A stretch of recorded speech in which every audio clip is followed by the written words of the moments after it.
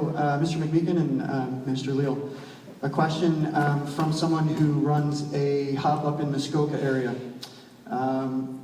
We have almost daily now young, new entrepreneurs, inspiring entrepreneurs walk through our doors, of whom I sit down and talk to and tour through our hub.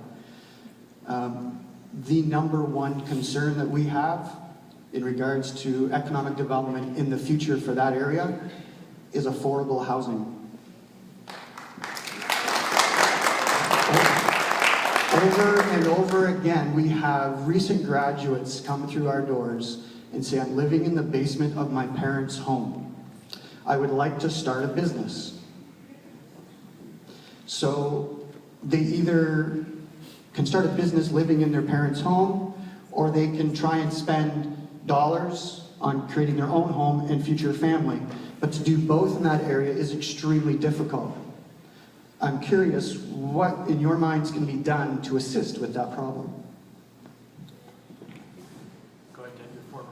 He was Municipal Affairs. former, housing minister. I know Muskoka, by the way, very well. Demographically, you know, in spite of Goldie Hawn's multi-million-dollar cottage and some other things, demographically, Muskoka is on a per capita basis, the poorest region in all of Ontario. It's rather tragic. It's tourist-based. We have a little cottage there, and we contribute to the economy. But your question is about housing. I think historically, we've had our housing policy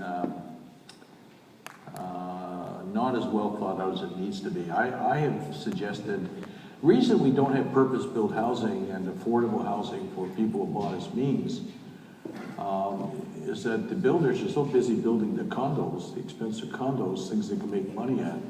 Unless and until we can help the private sector, or guarantee the private sector can get a return. The way I think government needs to do that, I've said this to the Premier, not without all that much success, but we're making progress.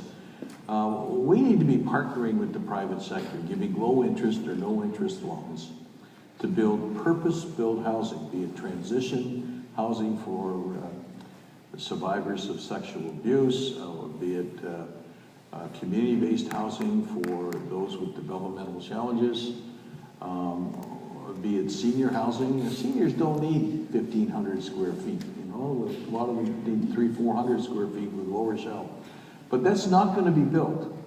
That's not going to be built until you can partner, find a way to partner creatively, entrepreneurially with the private sector. And I think and we're making good progress there. We've got a couple pilot programs where we've done that, very successful. Pick the, you know, find $20 billion. That's doable. Set up a program where it's little or no interest loans. Filter out the developers that are good at producing the kind of housing that we need and want. Contract with them to do it. And even if 10% of them fail, when the program's all over, we'll have 300,000 new housing units. I think that's the way we've got to go. And the sooner we get, that's kind of the Habitat for Humanity model, you know, on steroids, I guess. But I think it's where we need to be, and we need to acknowledge that we ain't getting there without the private sector coming with us. It's interesting that something old may become new again. In the middle of the Second World War, the government of the day brought in the National Housing Act, which built homes all over Canada. Where I grew up in the south end of Peterborough, most of the homes in my neighborhood were what they referred to as wartime houses that were built under the National Housing Act. And what they did basically was they had a model, 800 square feet. They partnered, the government of Canada in that day, because of the war effort, partnered with builders that built these 800 square foot homes. After the Second World War, they actually came back to raise them up to put foundations in.